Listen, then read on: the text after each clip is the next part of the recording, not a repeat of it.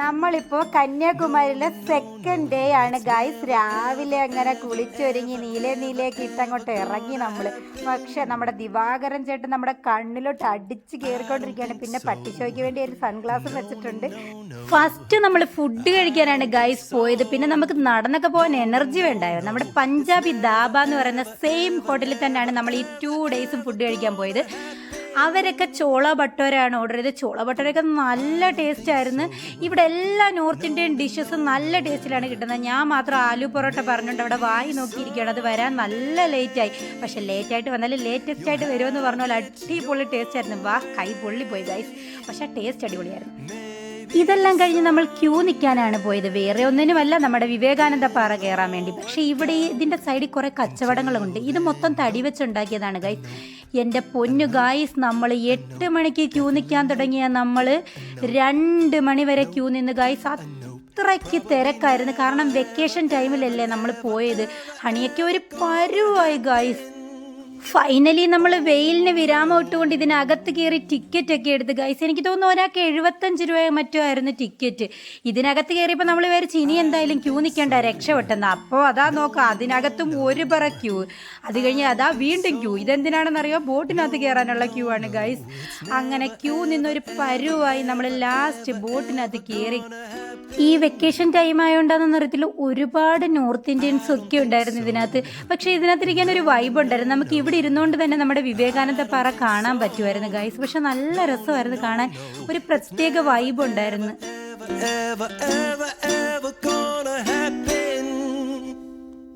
എൻ്റെ പൊന്ന് ഗൈസ്, നിങ്ങൾക്കിപ്പോൾ ഒരു കാര്യം കാണിച്ചു തരാം. ഒരാൾ തന്നെ പേടിച്ച് വിറച്ചിരിക്കുകയാണ് ഗൈസ്. ഹണി അതിന് കളിയാക്കിക്കൊണ്ടിരിക്കുകയാണ്. പക്ഷെ എത്ര പേടിച്ച് വിറച്ചാലും എല്ലാത്തിനും അമ്മ മുമ്പന്തി കാണും. അതെല്ലാം കഴിഞ്ഞ് നമ്മൾ ബോട്ട് കയറി നമ്മുടെ വിവേകാനന്ദ പാറയിൽ എത്തിയിട്ടുണ്ട് ഗൈസ്. അത് കഴിഞ്ഞ് ഇതിനകത്ത് നമുക്ക് എന്തോ 30-40 ടിക്കറ്റ് ചാർജോ എന്തോ ഉണ്ടായിരുന്നു. പക്ഷേ ഇവിടെ വരുമ്പോൾ ഉണ്ടല്ലോ ഗൈസ്, ഇവിടെ നിൽക്കാൻ തന്നെ ഒരു പ്രത്യേക രസമാണ്. പക്ഷെ നമ്മൾ പൊരിഞ്ഞ വെയിലാണ് ഗൈസ്. അത് നമുക്ക് പറയാതിരിക്കാൻ പറ്റത്തില്ല. നല്ല പൊരിഞ്ഞ വെയിലാണ്. പക്ഷേ ഇവിടെ നമുക്കുണ്ടല്ലോ ഗൈസ്, മെഡിറ്റേഷൻ ഹാളൊക്കെ ഉണ്ട്. നമുക്ക് ഇതിനകത്ത് കയറി മെഡിറ്റേഷനൊക്കെ ചെയ്യാം. പക്ഷെ ഗൈസ്, ഈ മെഡിറ്റേഷൻ ഹാളിൽ പിള്ളേരെ കയറ്റത്തില്ല. അത് എന്താണെന്ന് ഞാൻ പറയേണ്ട കാര്യമില്ലല്ലോ. പിന്നെ ഇവിടെ തന്നെ ഒരു ബുക്ക് സ്റ്റാളും കാര്യങ്ങളൊക്കെ ഉണ്ട്. പിന്നെ ഇവിടെ തന്നെ നമ്മുടെ കന്യാകുമാരി ദേവിയുടെ പാദം പതിഞ്ഞ ഇടമൊക്കെ ഇവിടെ ഉണ്ട്. അതെല്ലാം കഴിഞ്ഞ് നമ്മുടെ വിവേകാനന്ദ പാറയുടെ ഇങ്ങോട്ട് പാലം പണിഞ്ഞുകൊണ്ടിരിക്കുകയാണ് ഗൈസ്. പക്ഷേ ഇവിടെ വന്ന് നിൽക്കുമ്പോഴുണ്ടല്ലോ, നമ്മൾ കരയിൽ നിന്നും കടൽ കാണുന്ന കണക്കല്ല. ഇവിടുത്തെ നമ്മുടെ കടലിൻ്റെ വെള്ളം നല്ല നീല കടലാണ് ഗൈസ്. കാണാൻ നല്ല ഭംഗിയാണ്.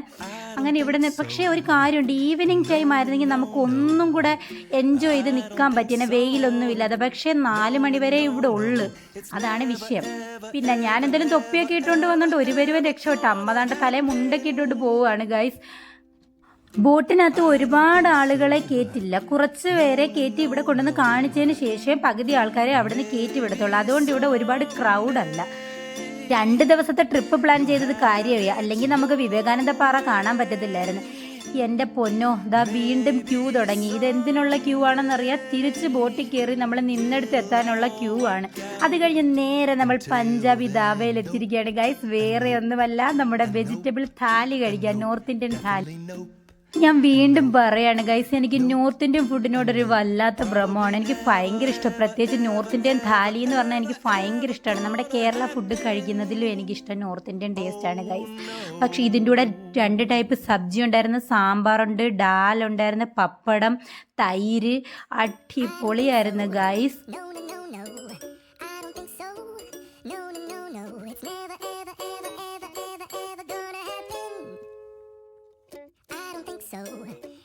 എന്ത് പെട്ടെന്നാണ് ഇത് കാല് ചെയ്തതെന്ന് നോക്ക് ഗൈസ്. എനിക്ക് അത്രയ്ക്ക് ഇഷ്ടമാണ്. അതെല്ലാം കഴിഞ്ഞ് നമ്മൾ റൂമിലെല്ലാം പോയി കുറച്ച് നേരം റെസ്റ്റ് എടുത്ത് ഫ്രഷായി നമ്മൾ വീണ്ടും സൺസെറ്റ് കാണാൻ വന്നിരിക്കുകയാണ്. അങ്ങനെ നമ്മൾ അവിടെ നിന്ന് സൺസെറ്റൊക്കെ കണ്ട് വൈബൊക്കെ അടിച്ച് കുറേ നേരം നമ്മൾ ഈവനിങ് ഫുൾ അവിടെ ടൈം സ്പെൻഡ് ചെയ്ത് ഗൈസ്. അപ്പോൾ നൈറ്റ് അവിടെ ഇരിക്കാൻ നല്ല രസമാണ്. നല്ല കാറ്റും എല്ലാം അടിപൊളിയാണ്.